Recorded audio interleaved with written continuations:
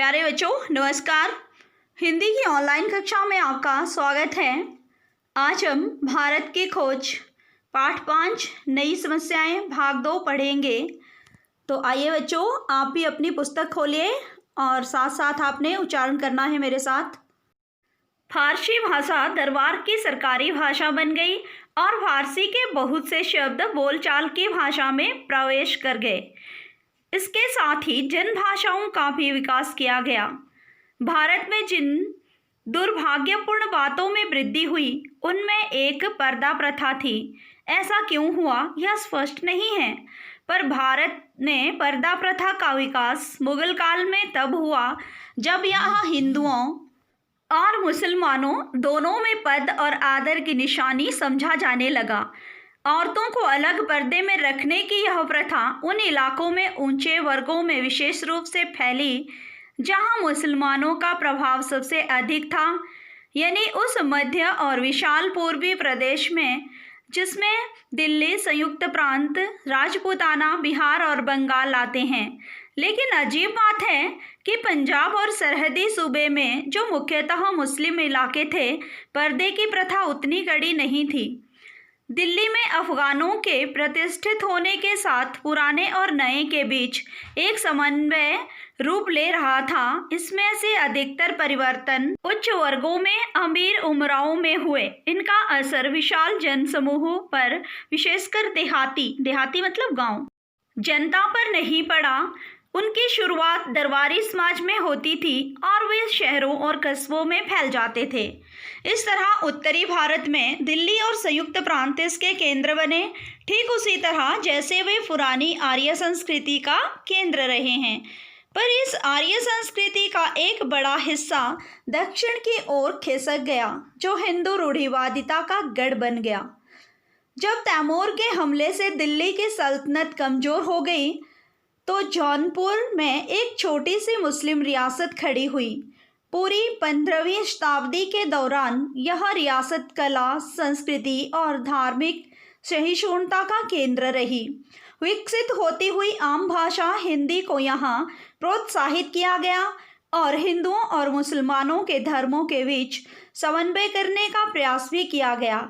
लगभग इसी समय उत्तर में सुदूर कश्मीर में एक स्वतंत्र मुस्लिम शासक जैनुल आबदीन को उसकी सहिष्णुता और संस्कृत के अध्ययन और प्राचीन संस्कृति को प्रोत्साहित करने के कारण बहुत यश मिला। पूरे भारत में यह नई उत्तेजना सक्रिय थी और नए विचार लोगों को परेशान कर रहे थे। भारत विदेशी तत्वों को आत्मसात करने का प्रयास कर रहा था और इस प्रक्रिया में थोड़ा बहुत खुद भी बदल रहा था। इसी बीच कुछ नए ढंग के सुधारक खड़े हुए जिन्होंने इस समन्वय का जानबूझकर समर्थन किया और अक्सर वर्ण व्यवस्था की निंदा या उपेक्षा की। 15वीं शताब्दी में दक्षिण में रामानंद और उनसे भी अधिक प्रसिद्ध शिष्य कबीर हुए। कबीर की साखियाँ और पद आज भी बहुत लोकप्रिय है। उत्तर में गुरु नानक हुए, जो सिख धर्म के संस्थापक माने जाते हैं। पूरे हिंदू धर्म पर इन सुधारकों के नए विचारों का प्रभाव पड़ा और भारत में इस्लाम का स्वरूप भी दूसरे स्थान पर उसके स्वरूप से किसी हद तक भिन्न हो गया। इस्लाम के एकेश्वरवाद ने हिंदू धर्म को प्रभावित किया और हिंदुओं के अस्पष्ट बहुदेववाद का प्रभाव भारतीय मुसलमानों पर पड़ा। इनमें से अधिकतर भारतीय मुसलमान ऐसे थे जिन्होंने धर्म परिवर्तन किया था और उनका पालन पोषण प्राचीन परंपराओं में हुआ था और वे अब भी उन्हीं से घिरे थे। उनमें बाहर से आने वालों की संख्या अपेक्षाकृत कम थी। विदेशी तत्वों के भारत में अधिकाधिक आत्मसात होने का सबसे महत्वपूर्ण संकेत उनके द्वारा देश को आम भाषा का प्रयोग था। गर्चे दरबार की भाषा फारसी बनी रही। आरंभ के लेखकों में सबसे प्रसिद्ध अमीर खुसरो थे। वे तुर्क थे और उनका परिवार 2 या 3 पीढ़ियों से संयुक्त राज्य में बसा हुआ था।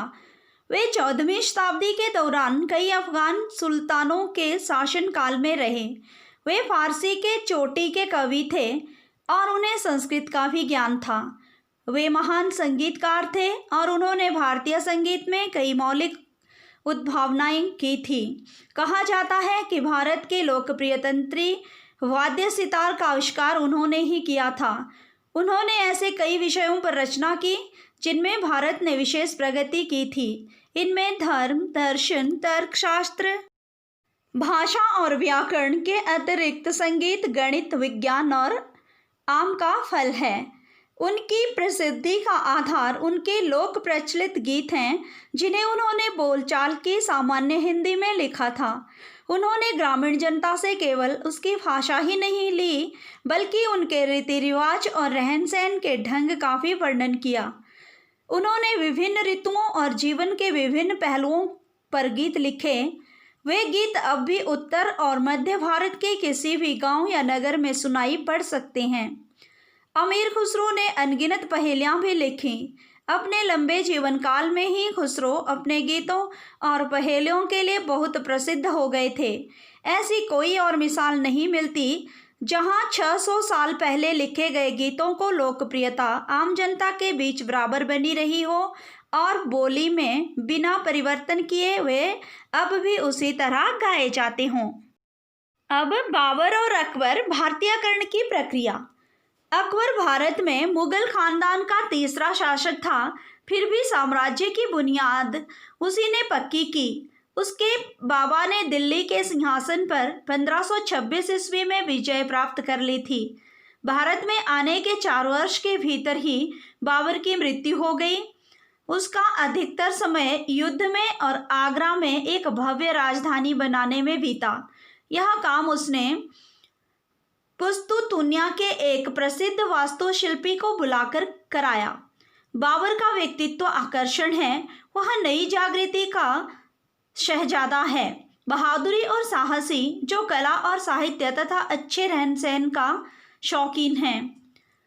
उसका पौत्र अकबर उससे भी अधिक आकर्षक और गुणवान है। वह बहादुर और दुस्साहसी है, योग्य सेना नायक है और इस सब के अलावा विनम्र और दयालु है, आदर्शवादी और स्वप्नदर्शी है। साथ ही वह लोगों का ऐसा नेता है जो अपने अनुयायियों में तीव्र स्वामी भक्ति उत्पन्न कर सके। वह लोगों के दिल और दिमाग पर विजय हासिल करना चाहता था। अखंड भारत का पुराना सपना उसमें फिर आकार लेने लगा। ऐसा भारत जो केवल राजनीतिक दृष्टि से एक राज्य न हो, बल्कि जिसकी जनता परस्पर सहज संबद्ध हो। 1556 ईस्वी से आरंभ होने वाले अपने लंबे शासन के लगभग 50 वर्ष के दौरान वह बराबर इसी लक्ष्य की पूर्ति के लिए कोशिश करता रहा।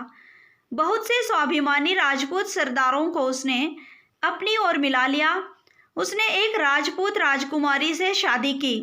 उसका बेटा और वारिस जहांगीर इस तरह आधा मुगल और आधा हिंदू राजपूत था। जहांगीर का बेटा शाहजहां भी राजपूत मां का बेटा था, इसलिए यह तुर्क मंगोल वंश तुर्क या मंगोल होने की अपेक्षा कहीं अधिक भारतीय था।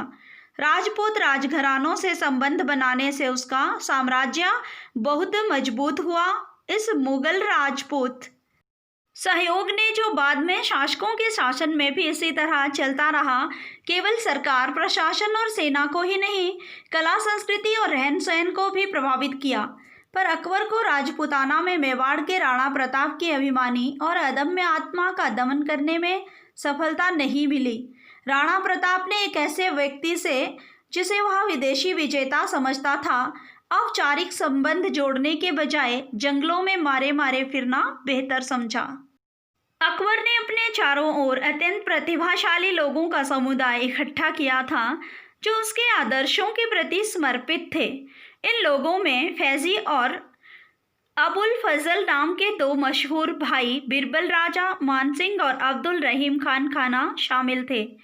उसने एक ऐसे नए समन्वित धर्म की शुरुआत करने का प्रयत्न किया जो सबको मान्य हो। स्वयं अकबर निश्चित रूप से हिंदुओं में उतना ही लोकप्रिय था जितना मुसलमानों में। मुगल वंश भारत में इस तरह स्थापित हुआ जैसे वह भारत का अपना वंश हो। यांत्रिक उन्नति और रचनात्मक शक्ति में एशिया और यूरोप के बीच अंतर। अकबर के दरबार के पुर्तगाली जेसुइट बताते हैं कि उसकी दिलचस्पी बहुत सी बातों में थी और वह उन सब के बारे में जानकारी हासिल करना चाहता था।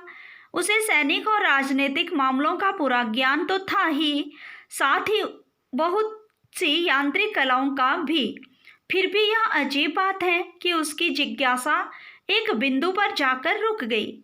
यदि अकबर ने इस तरह ध्यान दिया होता और पता लगाया होता कि संसार के दूसरे हिस्से में क्या हो रहा है, तो उसने सामाजिक परिवर्तन की बुनियाद रख दी होती। लेकिन उसके सामने बड़ी समस्या यह थी कि वह इस्लाम के साथ राष्ट्रीय धर्म और लोगों के रीति रिवाजों का मेल करा के राष्ट्रीय एकता कैसे कायम करे। इस तरह भारत की सामाजिक स्थिति में अकबर भी कोई बुनियादी अंतर पैदा नहीं कर सका और उसके बाद भारत ने फिर अपना गतिहीन और अपरिवर्तनशील जीवन अपना लिया।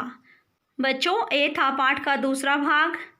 अभी आपने वीडियो को ध्यानपूर्वक देखना और समझना है। पूरा पाठ पढ़ने के बाद ही हम प्रश्न उत्तर करेंगे। इसी के साथ धन्यवाद।